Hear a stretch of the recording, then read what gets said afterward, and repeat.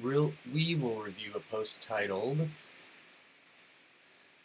How to Make Difficult Design, and I want to look at this other one too, Sorting Deal Cards on Company Object by Create Date. You can always head over to community.hubspot.com, and there you can ask and find questions that were asked and get them answered. If you want to see more about a specific hub, you can find that here, and the latest kind of ideas that are being talked about down here. So let's jump into it. The first question here is how to make a difficult design. So this is by member J Bones. Hey J Bones.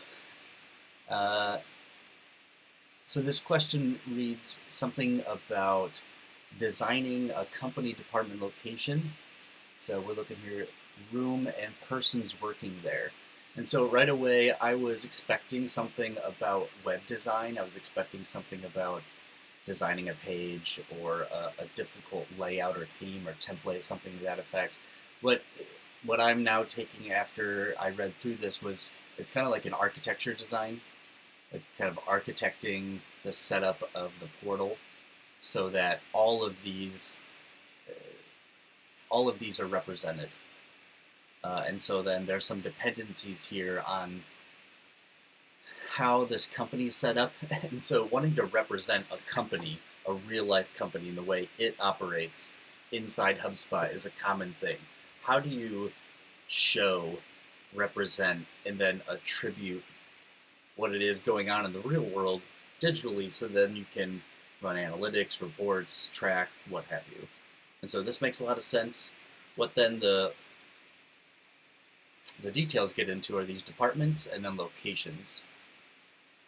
And so, Jan, here we're going to look at what I really got into. Of course, you can always clarify here, and let me make this screen a little bigger here. What I really suggest you go into is looking at those company record properties. You're going to have some locations, and here I've linked you to the default properties for a company. So start looking through these two and seeing what you can use from there. And then what I recommend you start using are parent-child relationships within the company. And so these parent-child relationships allow you to represent a subsidiary. It allows you to define the home office and satellite location. These kind of relationships where there's something kind of above overseeing everything, and then there's subsidiaries, there's children within that are linked to that overall company, but then they're related in some way. So I recommend you explore these relationships and how you can leverage them based on these default properties. So here your company default properties are going to allow you to have stuff like city, and then you can name those locations, and then all of a sudden you can do a parent-child relationship to that location with this overall company. So if you're wanting to represent a department, the department could be another company. And that could then be a subsidiary, a child of the parent company. And you could now have the name of that company be something like the company itself, and then the department be the company name and then department name. And then you can just set up the relationships accordingly. And then location, same thing.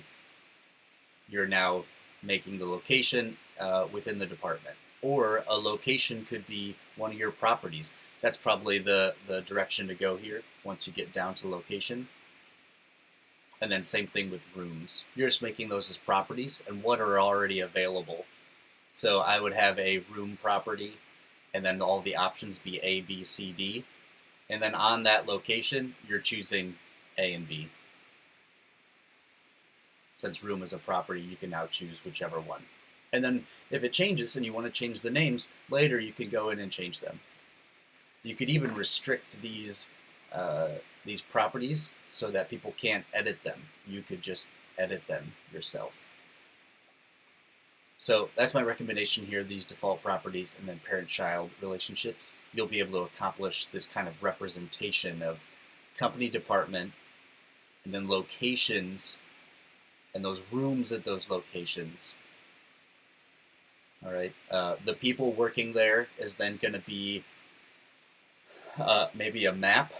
There are some integrations I'm going to link you up with here for people and representing all of these pieces for a person, and that might be most helpful. Second question then is this sorting deals and a company object. So the end of the day, the question really gets to, let's see,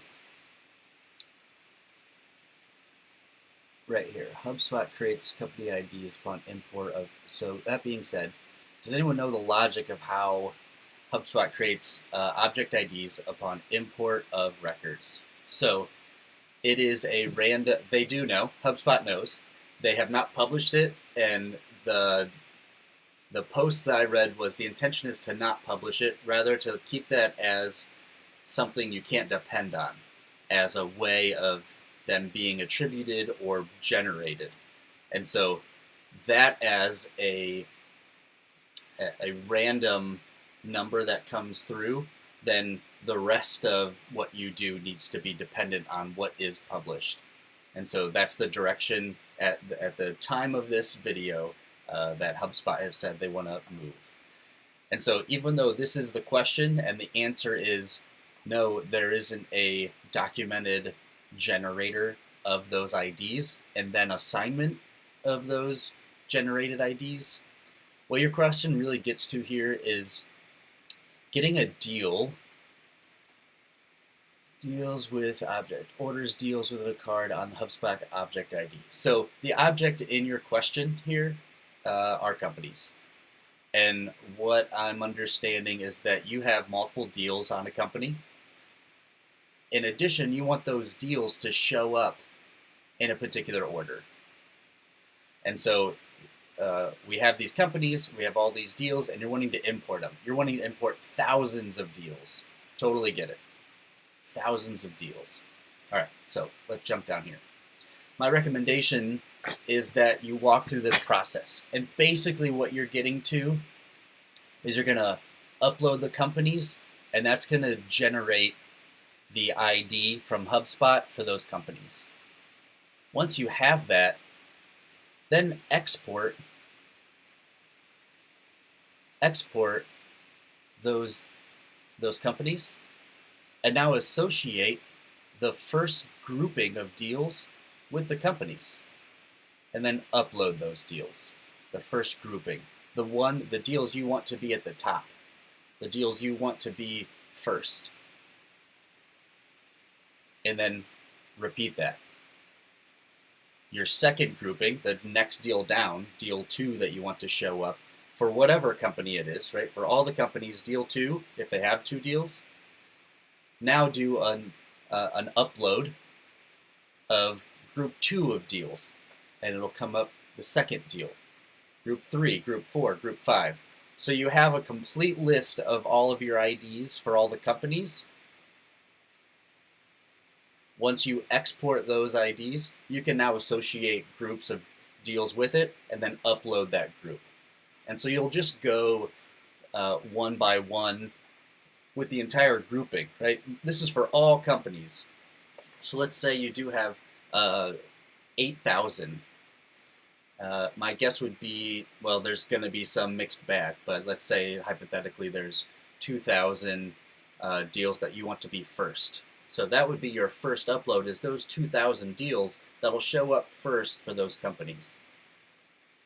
And then you group by all of the companies that have 2 deals. And that second deal, now you're only uploading that second deal for all of those companies, which will be some different number. It should be less and less and less and less. So maybe 1,500 companies now have a second deal that you want to show up. And so you're taking that second deal for all the companies, associating it, and uploading that group. Now you have a third deal. all the companies who have a third deal, you're associating that third deal with those companies. This is hypothetically 1,000 now. You're making that association in your spreadsheet, and then you're uploading.